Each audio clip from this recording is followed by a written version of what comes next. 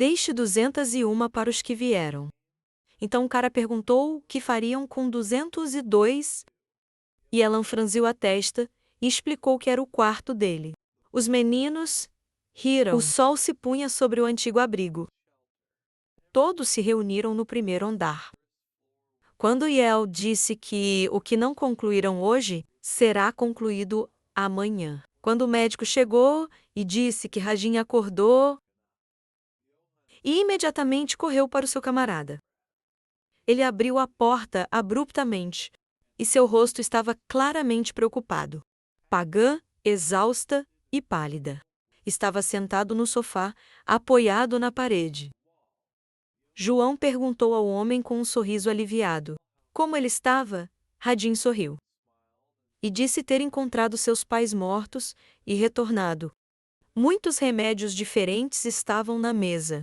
Quando o homem brincou que ele achou que eles estavam bem, Johan riu-se aliviado. Ele olhou para o curativo no seu braço amputado e disse que achava que não sobreviveria. Nesta ocasião, desde que a vida de Hagan se complicou, desde que se conheceram, Yoram pediu desculpas por ter colocado o homem em perigo. O tempo todo, ao que o homem pediu que ele não fosse tão sério. Se não fosse por Johan, Hagan já teria morrido. E, agora, o que é mais seguro que um abrigo? Yohan não soube o que responder a isso. Hagan olhou para o homem e pediu para não se preocupar com ele. Ele respeitava Johan e ele não sabia o quanto nele acreditava, mas Hagan continuaria a segui-lo. Então ele olhou para o braço ferido com um sorriso irônico e disse que com um braço assim, provavelmente, ele não poderia ajudar. Johan pensou que provavelmente não encontrar alguém tão nobre como Hagan novamente. Ao ouvir um barulho, Yuin chamou o médico. Gebian entrou na sala e disse que veio ajudar Hagan. Ele mostrou um esboço de um guante e explicou que neste estado será difícil para ele manter o equilíbrio. Isso poderia complicar seriamente sua vida. E o centro de reabilitação tinha próteses de qualidade. E se ele escolhesse um? Então, o que Bian ajudaria, ouviu-se que uma prótese com gancho era o mais adequado para o uso no dia a dia. Rajin disse que não se importava. O importante era que ele pudesse segurar uma arma para lutar. Tebium olhou para o homem surpreso e alertou que seria perigoso e também desconfortável. Rajin franziu a testa e disse que tudo estava bem. O importante era que ele pudesse lutar. Johan perguntou ao médico sobre o Sr. Kim, sendo um mestre em várias áreas, e se pudesse ser solicitado a criar uma prótese. Ao que o médico queria se opor. Entretanto, Johan o interrompeu e disse que ele forneceria tudo o que fosse necessário. Gebion exalou tensamente e disse que faria. Fale com o Sr. Kim, mas em troca, a Hagan não deve se mover por um tempo. Havia a possibilidade de hemorragia grave. Hagan ouviu com um sorriso, dizendo que, se possível, será melhor ir ao hospital. Johan se aproximou dele então e pediu que ele não se esforce demais e cuide do seu corpo. Hagan agradeceu-lhe. 2 meses depois, em frente ao prédio do Banco Nomen, pessoas corriam em alta velocidade. Os caras colidiram com uma parede de carros e um deles ficou irritado com um bloqueio da rua, ao que o segundo sugeriu escalar. De repente, alguém tirou um megafone vermelho. Swift colocou o aparelho ao ouvido e falou, testando o megafone, sobre as pessoas que se aproximaram para largar as armas. Pulem e coloquem as mãos atrás das cabeças. Um dos caras ia reclamar de quem? Quem era Swift? O outro sugeriu que eles escalassem primeiro. E Swift perguntou imediatamente, não complicar a situação, sendo que não havia zumbis atrás do muro. Então devem deixar as armas e escalar. Swift's rosto escureceu de repente, e ele disse que os havia advertido. E se não ouvirem, ele os mataria. Um dos caras começou a atirar nele, mandando-o calar a boca. Porque ele não viu que tinha uma arma, Swift atirou nele na cabeça de imediato, com um único disparo, e o segundo pensou imediatamente. E surpreso com o que acabara de acontecer, ele ergueu a arma e começou a atirar ao acaso, indagando onde estava o inimigo. Sem saber, ele mesmo estava no alvo de um atirador. Um tiro soou e a cabeça do segundo homem explodiu. O cara que atirou retirou a cabeça do alvo e disse que tudo estava claro. Swift elogiou o cabo no rádio. Como sempre, o corpo-alão estava sentado no prédio, contra a parede, dizendo isso. Matar pessoas é diferente de matar zumbis.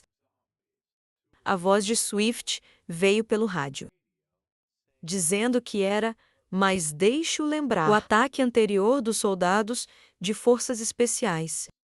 O cabo olhou para o rifle, ouviu que se João não tivesse agido a tempo, todos teriam sido mortos, e não teria sua arma favorita. Swift viu uma moto com caras. As rodas rangeram e a motocicleta parou. Sierra desceu da motocicleta e perguntou a Swift onde estava Johanny, ao que ele perguntou em resposta. Ele não foi expandir a fronteira ocidental? A garota respondeu, irritada por ter vindo ao lugar errado. E porque ele não respondia, o rádio depois pediu a Swift para ir à biblioteca Sapit. Depois das duas, Swift gritou que esqueceu que hoje era reunião. E Sarah colocou as mãos nos quadris e perguntou por que ela precisava para os dois sempre lembrá-los. A garota pediu ao rapaz que não chegasse atrasado. Então, voltou-se para Jianguan para prosseguirem. Na fronteira ocidental, uma batalha com zumbis estava em pleno andamento. Vai e corta um zumbi com um golpe. Ele expirou e endireitou-se, avaliando a situação. Ele refletiu sobre os 2 meses que haviam passado. Desde a batalha com David, houve muitas batalhas desde então.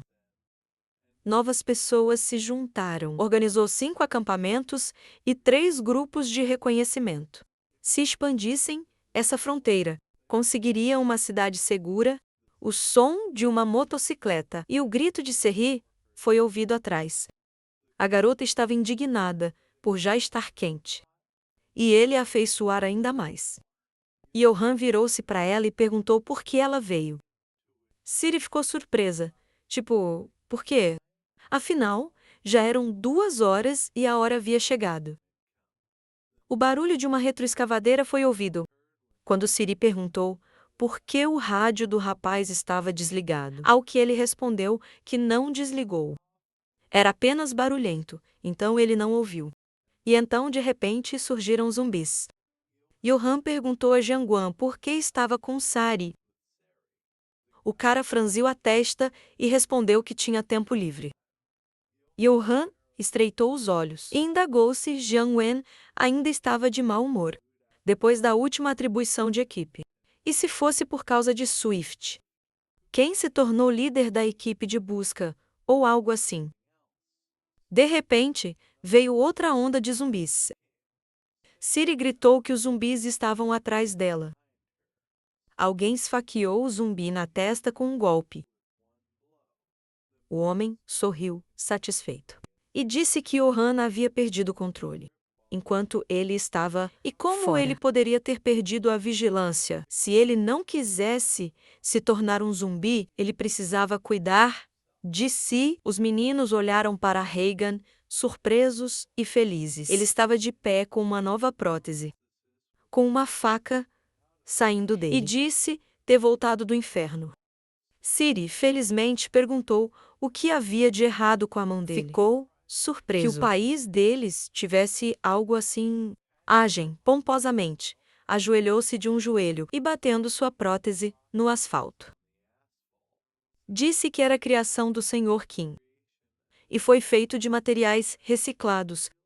Então, era um pouco pesado. Pagen ajustou e disse que o Sr. Kim havia prometido melhorá-lo.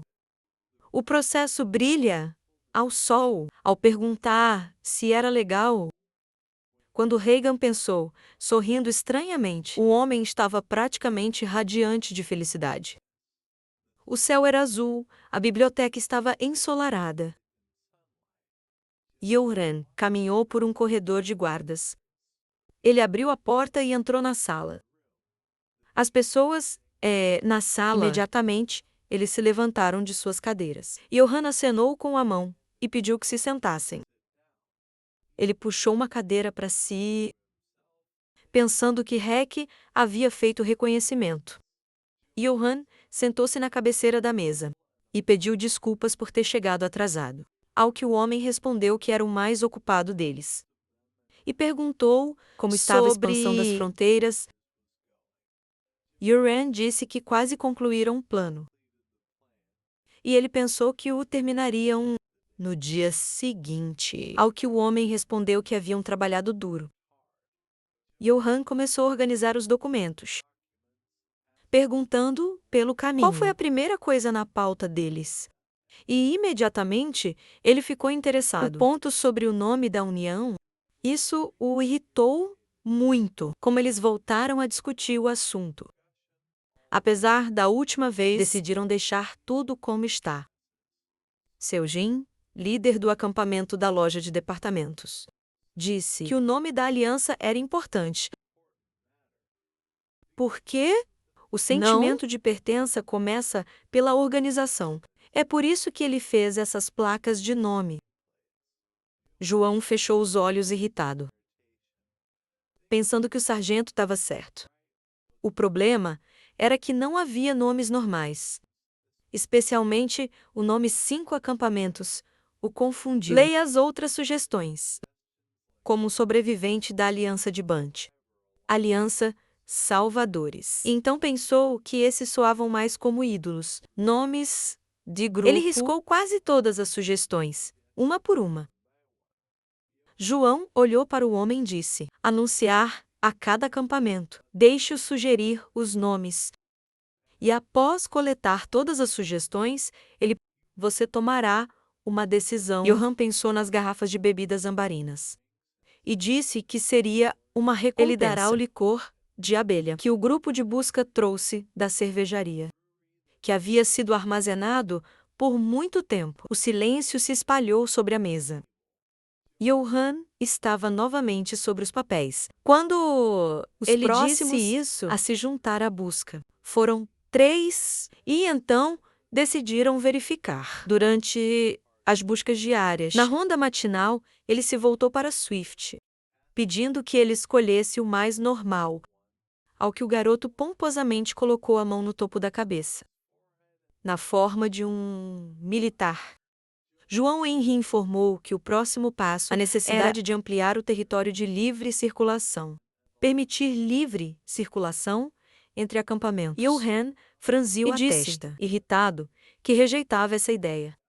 Capsu, o chefe do campo hospitalar, ele levantou as mãos e se opôs, que era um pouco seguro dentro das fronteiras, e as pessoas não poderiam viver mais livremente agora. Yoran olhou para o homem. Se tivessem esquecido o que ele dissera sobre a onda de zumbis e se deixarem o controle abrandar, mesmo que uma vez, poderá se transformar em um grande problema. Enquanto soubessem quem, onde e quantos eram, podiam evitar uma catástrofe. Capsu disse que não sabem ao certo. Qual o raio da onda de zumbis? Depois disso, ele perguntou por onde Yoran aproximadamente 20 pessoas no acampamento. Yoran pensou com raiva. Os Caps que nunca viram uma onda de zumbis, e ele não conhecia o horror total dessa onda. E foi por isso que ele estava fazendo essas perguntas. Ele cruzou as mãos na frente de si. Depois disso, ele explicou que, na sua experiência, nenhum acampamento com menos de 20 pessoas enfrentou uma onda. Então, É da onde vem essa figura, a qual Capsu disse que isso significa: não há garantia que vai acontecer com certeza. Johan estreitou os olhos com raiva e disse que, se eles o fizerem, mas surge uma onda de zumbis. O homem conseguirá impedir ou as condições de vida? Mais importante para ele, Caps estava em silêncio tenso. Yoram disse que não levantem mais tais questões. E se, após isso, acontecer novamente, então eles já pensarão em mudar o líder? Latão, o líder do acampamento de Pecton, tremia nervosamente. O suor deslizou pelo rosto Enquanto dele. pensava em estar lá. Na noite em que o líder anterior foi expulso por roubar comida e resistir, Jonah perseguiu e matou o ex-líder. Os olhos de Mark estreitaram-se com medo. Ele pensava que o líder era um homem cruel. João continuou a folhear os papéis, ao ver uma nota que dizia que seria bom se eles não se misturassem, pessoas de um acampamento para outro, e perguntou quem o escreveu, o tenente, e o líder do acampamento de reserva. Ele disse que era sua anotação. Johan apoiou a cabeça na mão e refletiu sobre como a maioria das regras do acampamento estavam diretamente relacionadas com a à sobrevivência ou foram criadas para gerenciar os acampamentos. Ele colocou 2 dedos no templo e refletiu sobre as mesmas como pessoas viviam no mesmo lugar. Toda vez, inevitavelmente, eles se uniriam em facções e começando a se dividir em amigos e inimigos. Isso faria com que a aliança não estivesse unida e dividindo-se em partes pequenas. Johan pensou que ele se tornaria uma carga. Isso só fugiria da busca a tudo que estava pronto. E Johan pensou silêncio. isto não era uma proposta dos membros do acampamento, eles mesmos, mas uma proposta do tenente e dos outros líderes. Pessoalmente, se as pessoas mudassem a cada vez, eles não esqueceriam de serem parte do acampamento. Aos lados, treinar novas pessoas constantemente era muito caro. Yoram observou atentamente os líderes e perceberam que haviam se tornado avarentos. O tenente ouviu nervosamente que sua proposta foi rejeitada. Johan viu a proposta de aumentar o abastecimento de água para a indústria e energia e aprovou, considerando-a uma boa proposta. Depois disso, ele perguntou: A água no hospital, o reservatório e o prédio estavam vazios. O tenente explicou que havia acabado, mas podiam prolongar a água potável pelas economias aqui e ali. Restava pouco água para as necessidades diárias. A qual, Caps? Ele respondeu que era o mesmo no hospital. Johan disse que se pudessem resistir por um tempo, eles construiriam logo uma estrada para o Golfo Hudson River e fornecer água a eles, usando um caminhão de água até lá. Devem usar a água restante. Johan refletiu sobre o próximo passo e recostou-se cansado na cadeira. O 6º ponto era armazenar os alimentos não na loja de departamentos, mas sim dividi-lo em um lugar onde a comida é servida e lhes dar o direito de distribuí-lo eles mesmos. Havia também razões. Se todo o alimento fosse armazenado em um só lugar, não havia garantia total de equidade, distribuição de alimentos, e caso haja um ataque à loja de departamento, isso pode se transformar em um grande problema. Yoram considerou que parecia bom no papel, mas suas verdadeiras intenções eram fortalecer status no acampamento. Ele pensou no depósito e como, no momento, pode parecer que estava sendo distribuído alguém da loja de departamento, mas ele supervisionou pessoalmente a distribuição, de acordo com um grau de contribuição. Os sobreviventes, Johan, franziram o rosto, como a comida era uma fonte de poder. E as vidas das pessoas dependiam disso, e ele não ia confiar isso a outros.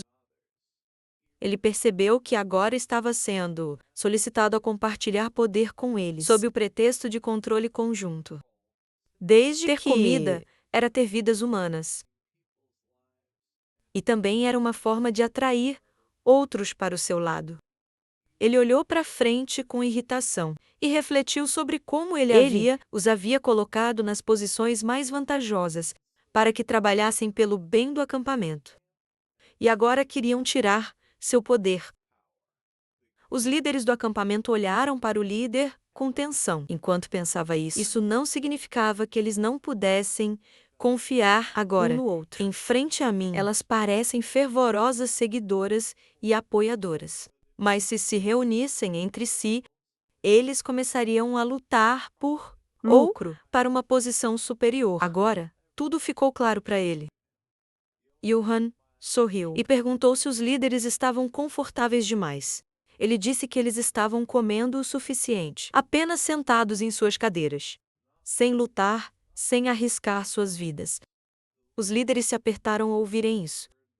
Johan agora falava com eles gentilmente. Kapsu, tenente, e até se endireitaram, ao ouvirem a ordem de parar de lutar por comida. Johan pareceu ameaçador ao dizer isso. Ainda não havia tomado nada.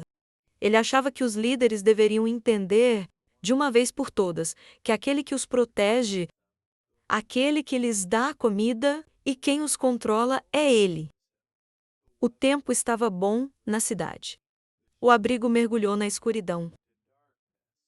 Swift olhou para Joran e disse que ele parecia cansado. Johan estava na mesa, escrevendo. Quando ele disse estar muito cansado, o cara estava preenchendo o relatório da reunião. Swift começou a rir alto de repente.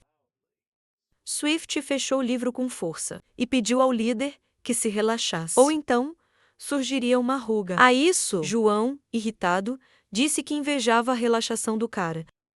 Swift se inclinou para trás na cadeira e levantou a perna. Quando ele disse se o líder não quisesse um inimigo entre seus próprios, então deixe-o criar um inimigo de fora.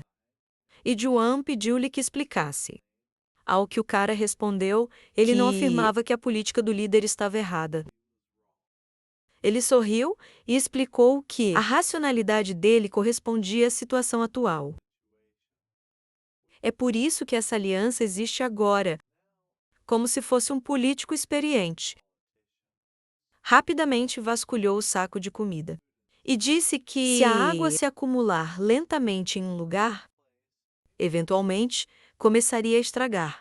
Ele colocou uma noz na boca e disse que havia um provérbio popular sobre quando uma pessoa está bem alimentada e aquecida, ele começa a fazer coisas que não deve. Mas Joy não conseguia lembrar dessa sabedoria.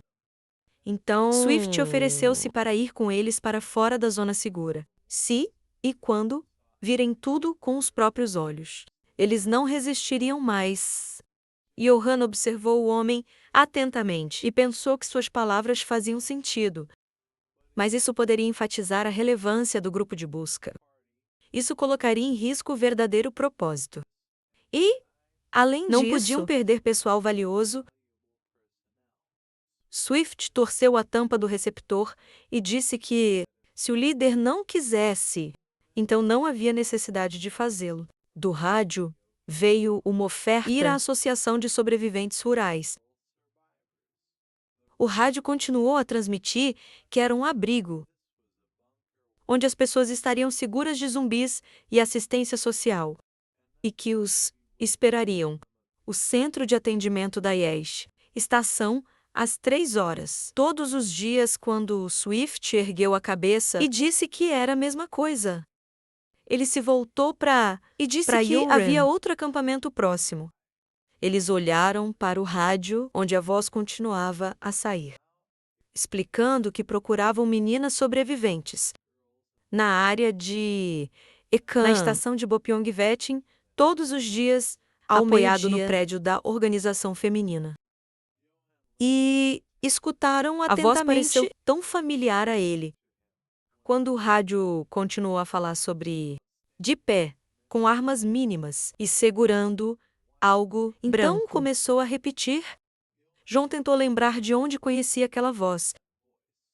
Ele lembrou que Jang me pediu para levá-la ao weekend. Oan e Grand. E pensou feliz que Jang me estivesse vivo. Swift se interessou pela garota. E Yoran explicou que já haviam trabalhado com ela antes. O garoto perguntou curiosamente se o líder iria encontrá-la. Yoran achou que este acampamento buscava sobreviventes. Não parecia seguro e, francamente, não poderia ser. Não sabia o que eles pensavam. Mas se estivessem pensando na segurança do acampamento, eles não teriam feito isso. O local de encontro deles é totalmente diferente do autor. ASV, o local onde o ASV foi chamado, não é sua base principal e tem muitos subgrupos. Apesar de não ter certeza se eles realmente querem ajudar, mas se Giami não mudou, então o objetivo deles é claro. No entanto, se este é um acampamento autossuficiente, podem acolher mais pessoas, e também é composto apenas por mulheres. Então, pode se tornar um prato apetitoso para os bandidos. Yoran achou isso estúpido. E Swift perguntou novamente se você iria. Yoran sacudiu a cabeça e pensou que só poderia esperar que ninguém ouvisse, e que eles não fariam algo estúpido assim. Novamente, ele pensou que eles tinham seu próprio caminho. E Swift comentou que sabia que o chefe deles era insensível. Yoran foi ao mapa e pediu que ele olhasse o mapa de Unjando. O mapa estava riscado com uma linha vermelha. E Yoran disse que se este era o destino deles, então não seria mais lógico seguir por esta estrada? E achou que ele estava falando sobre o segundo abrigo que ele havia mencionado antes.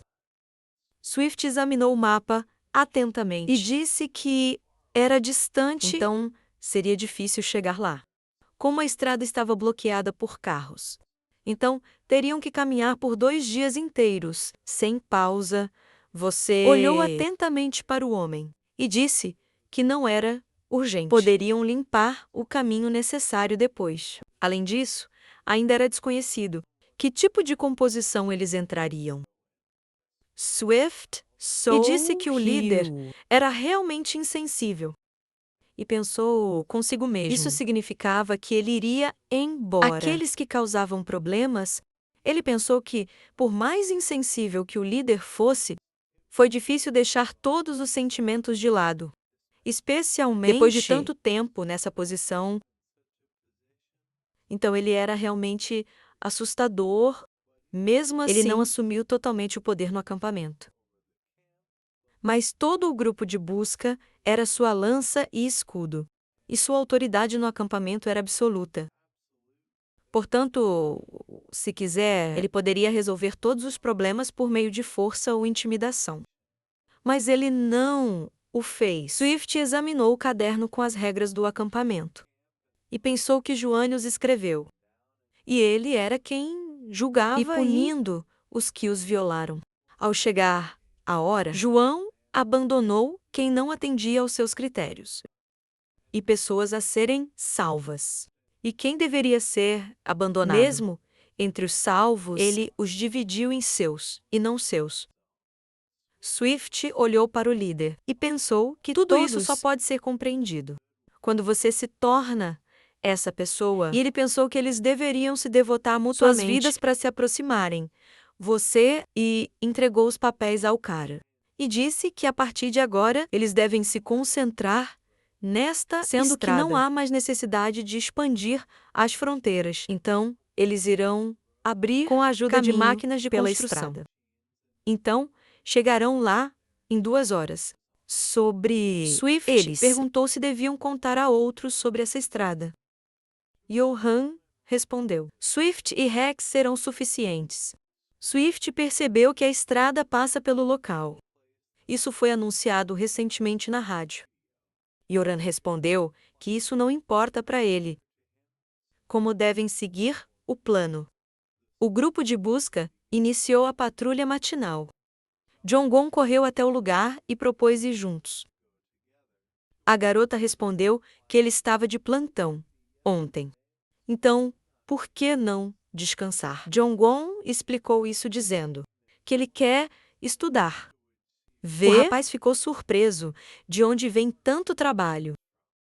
Ela olhou para o rapaz e pensou que ele era igual a Yoran. A loja de departamentos estava banhada de sol. Siri ergueu as mãos e cumprimentou Kirun, quem estava de plantão, e brincou sobre como a garota estava ficando mais gorda. E ficando cada vez mais gorda. Siri fez um gesto indecente para ele. Chamou-o de nomes e desejou-lhe a morte. Um grito foi ouvido na loja. Chegou a Siri. Pessoas saíram imediatamente para recebê-la. Ela entregou a Hai-Hong um jornal sobre a notícia do grupo de busca. Então, ela entregou-lhe uma carta de amor de Jong-soo. Hai-Hong enrubesceu quando a garota sugeriu que ela aproveitasse o momento. E aproveite isso. As rodas do carro começaram a rodar. Os caras desejaram a Siri um bom dia enquanto ela estava no caminhão. Dirigiram pela cidade calma. Siri olhou pela janela e pensou que a atmosfera impactava. A cidade era um pouco deprimente. Começaram a descarregar as caixas.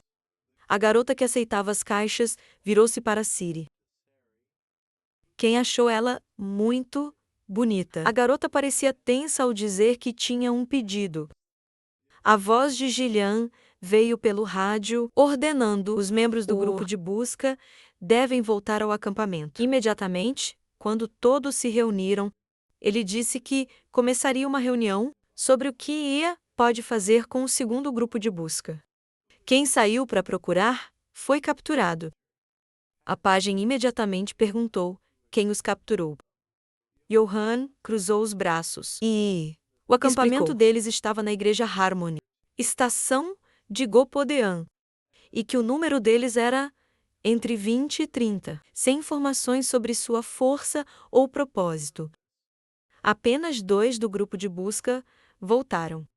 E, de acordo com eles, 4 foram tomados como reféns e 2 libertados. Reagan declarou que eles foram simplesmente libertados. E talvez para descobrir onde estava o acampamento deles. E então perguntou se estavam sendo seguidos. Ele respondeu que verificou a área que soube disso, mas não houve movimentos suspeitos.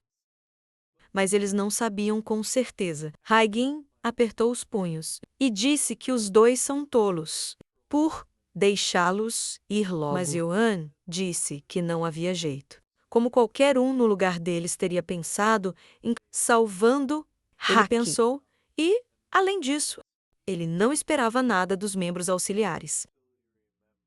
De qualquer forma, sendo apenas sortudos por terem voltado vivos. Depois do encontro com os umbis, ele disse alto que, de acordo com os que voltaram, o líder deles se chamava Messias.